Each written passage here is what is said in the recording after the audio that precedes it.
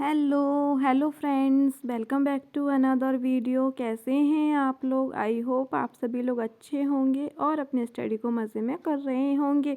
तो फ्रेंड्स, सुबह के अभी 2 बजे हैं और फ्रेंड्स मेरी नींद खुल चुकी है अपने आप से। जब कहते हैं ना, एग्ज़ाम जब पास में आ जाता है तो अच्छों की नींद भाग जाती है, तो सेम वही मेरे साथ भी हो रहा है। जब से मैंने नोटिफिकेशन देखा है और डेट देखी है एग्ज़ाम डेट की, इतना जल्दी हमारे पास एग्ज़ाम आ गया है।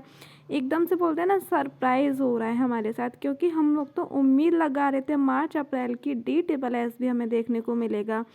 बट DSSB का तो अभी दूर दूर तक कुछ भी नोटिफिकेशन नहीं है, लेकिन उससे पहले बिहार शिक्षक भर्ती का हमें नोटिफिकेशन देखने को मिल गया है। जबकि बिहार वाला एग्ज़ाम जो था वो अगस्त में होने वाला था, बट इतना फास्ट हमें एग्ज़ाम देखने को मिला है। क्योंकि जब हमारे माइंड एक सेटअप होता है ना, कि हमें जब पहले से पता था कि अगस्त में एग्ज़ाम होगा, तो हम आराम से, हमारा माइंड उसी हिसाब से प्रिपेयर था कि अगस्त तक हमें काफ़ी सारा टाइम मिला है, हम अच्छे से प्रिपेयर कर लेंगे, अपने सिलेबस को अच्छे से कंप्लीट कर लेंगे।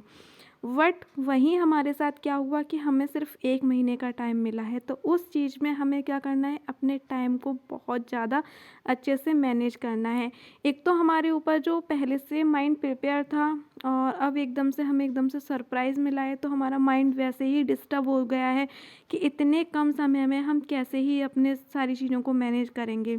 बट उन सारी चीज़ों को अपने ऊपर हावी नहीं होने देना है, अपने टाइम को थोड़ा सा मैनेज करना है। तो वही फ्रेंड्स, इसी टेंशन की वजह से ये सारी चीज़ें मैं सोच रही थी कि मेरा तो अभी कुछ भी, मेरा सिलेबस कंप्लीट नहीं हुआ है, कैसे होगा, क्या ही होगा, तो मुझे नींद नहीं आ रही थी। तो मैंने सोचा क्यों अपना टाइम वेस्ट करें, इससे अच्छा है कि उस टाइम को यूटिलाइज़ किया जाए। तो मैं उठ गई थी और उठ करके अभी मैं स्टडी का फर्स्ट स्लॉट को कंटिन्यू कर रही हूँ। तो जैसे कि आप लोग को पता है फ्रेंड्स, कि रात के 2 बजे हैं और अभी मैं जैसे कि रज़ाई में डायरेक्टली ऐसे ही बैठ करके बेड का टेक लेकर के अगर पढ़ती तो मुझे नींद आ जाती, नॉर्मल सी बात है।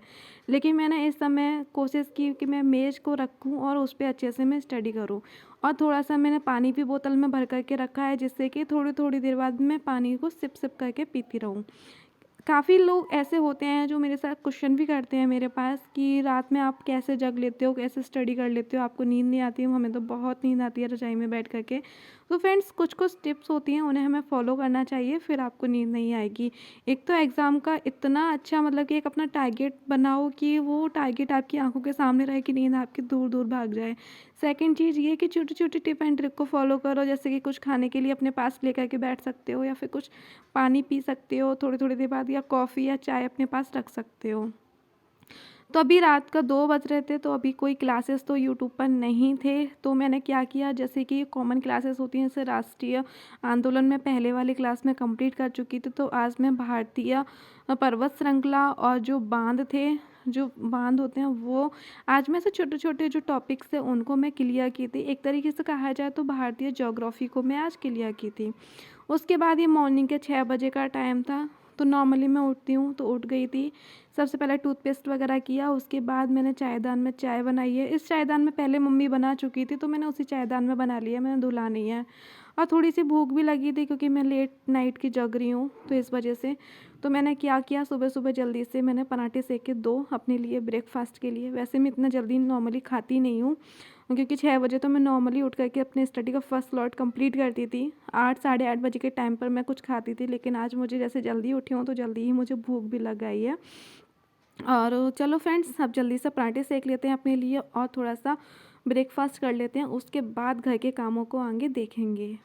लेकिन एक बात तो है फ्रेंड्स, जब हम जल्दी उठते हैं, जल्दी अपनी चीज़ों को करते हैं, तो देखो जैसे कि मेरा आज सुबह, आप लोगों को पता है कि मेरा आराम से साढ़े 3-4 घंटे का एक स्लॉट मेरा कंप्लीट हो चुका है स्टडी का, यानी कि 4 घंटे की मैं स्टडी कर चुकी हूँ। तो मेरा मन जो था वो अंदर से बहुत ज़्यादा पॉजिटिव था, मैं बहुत ज़्यादा पॉजिटिव फील कर रही थी, क्योंकि होता है ना, जब हम मॉर्निंग में एक स्लॉट को कंप्लीट कर लेते हैं, 3-4 घंटे की भी पढ़ाई कर लेते हैं ना, तो अंदर से हमें बहुत अच्छा लगता है कि हाँ चलो, अच्छा है कि आज का दिन हम प्रोडक्टिव बना पा रहे हैं, आज का दिन को हम वेस्ट नहीं कर रहे हैं।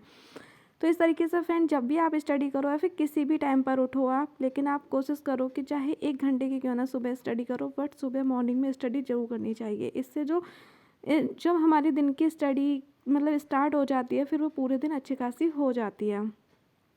तो फ्रेंड्स अभी सुबह का ही टाइम है, मॉर्निंग का, ये सुबह 7 बजे के लगभग का टाइम है, क्योंकि ब्रेकफास्ट वगैरह की और थोड़ा सी देर बैठी मैं, तो इस वजह से 7 बजे का टाइम है। और मम्मी अभी घर पर ही हैं, क्योंकि मम्मी तो 9 साढ़े 9 बजे के टाइम पे जाएंगी।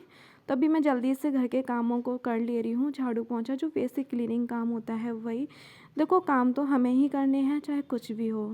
बाहर वाला तो आएगा नहीं कि अड़ोसी पड़ोसी या कोई और इंसान आ जाए वो हमारे घर के कामों को कर जाए। तो काम तो हमें ही करने हैं, तो उसका रोना ही क्या कि घर के काम करने पड़ते हैं, हमें टाइम नहीं मिलता, या ये नहीं मिलता, या वो नहीं मिलता। देखो जॉब लेनी है आपको, अपने लिए लेनी है। आप अगर कुछ अपनी लाइफ में कुछ हासिल करना चाहते हैं या कुछ मुकाम पाना चाहते हैं, तो वो आपको अपने लिए करना है। देखो कोई आज के लाइफ में, आज के टाइम में ना, कोई किसी के लिए कुछ नहीं करता है। फैमिली वाले आपको इस उम्र तक और 5 साल इंतज़ार करते करते, और उसके बावजूद भी इस समय तक अगर आपको परमिशन दे रहे हैं पढ़ने की और सारी चीज़ें आपके लिए कर रहे हैं, इतना ही बहुत है। और आज के टाइम में अपने लिए हमें खुद ही स्टैंड करना पड़ता है, हमें खुद ही अपने लिए कुछ ना कुछ करना पड़ता है। अब जैसे कि आप बोलें कि हमें स्टडी करनी है, अब काफ़ी लोग ये भी होते हैं कि मम्मी उठा दें हमें मॉर्निंग में, या पापा उठा दें।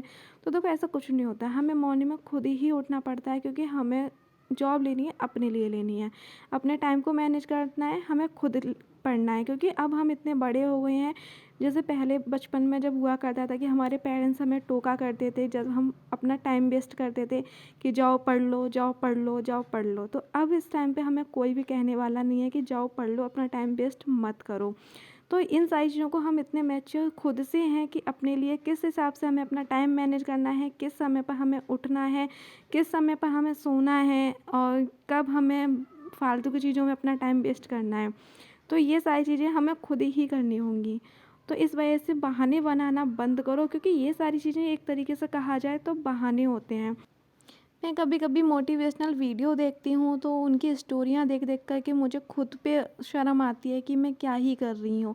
क्योंकि उनकी ऐसी मोटिवेशनल वीडियो होती हैं कि कोई कोई पार्ट टाइम जॉब करके या फिर कोई ठेल लगा करके, और उसके बाद एक अच्छी अच्छी पोस्ट पा लिए हैं, और फिर हम लोग तो फिर भी घर पर रह रहे हैं, और घर के वही नॉर्मल से काम जो डेली रूटीन के होते हैं, जो हर इंसान करता है।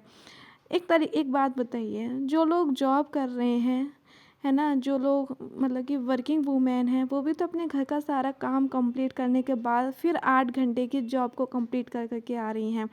जो लोग प्राइवेट सेक्टर में हैं, उन लोगों के क्या हाल हैं। और फिर आप ये देखिए, जब आप अपनी स्टडी के लिए 8 घंटे नॉर्मली नहीं निकाल पा रहे हो, तो फिर आप जॉब के लिए 8 घंटा कैसे ही निकाल पाओगे। तो आप नॉर्मल सी बात है, आप 8 घंटे डेली के जॉब के हिसाब से निकालिए कि इस समय मैं अगर जॉब पर जा रही होती तो 8 घंटे कैसे मैनेज कर रही होती। तो उस सारी चीज़ों को निकाल करके आप अपने अकॉर्डिंग आप अपने टाइम को देख सकते हैं और अपनी स्टडी को कंटिन्यू कर सकते हैं। तो फ्रेंड्स अभी ये दोपहर का टाइम है, और मैं पुरानी जीएस की नोटबुक निकाली थी। स्टार्टिंग में तो मुझे मिल ही नहीं रही थी, बल्कि सामने ही रखी थी, फिर भी क्योंकि ये खड़े में रखी थी तो नीचे मैंने हिस्ट्री मतलब लिख रखा है, वैसे सभी नोटबुक पे मैंने लिख रखे हैं सब्जेक्ट वाइज। तो ये मेरी पुरानी नोटबुक है, यहाँ से मैं सारे के सारे अपने पुराने नोट्स रिवाइज़ कर रही हूँ। और फ्रेंड्स इसी वीडियो में मैं आप लोगों को एक क्वेश्चन पूछ रही हूँ, आप लोग जवाब ज़रूर देना कमेंट सेक्शन में। तो 2 क्वेश्चन है, आप लोग बताना। पहला क्वेश्चन ये है कि मूल कर्तव्य कहाँ से लिए गए हैं हमारे संविधान के। सेकंड क्वेश्चन ये है कि हमारे संविधान का जो नीति निर्देशक तत्व हैं वो किस देश से लिए गए हैं। यानी कि मूल कर्तव्य और नीति निर्देशक तत्व किस देश से लिए गए हैं, कमेंट सेक्शन में जल्दी से बताना। तो फ्रेंड्स इसी के साथ इस ब्लॉग का मैं एंड कर रही हूँ।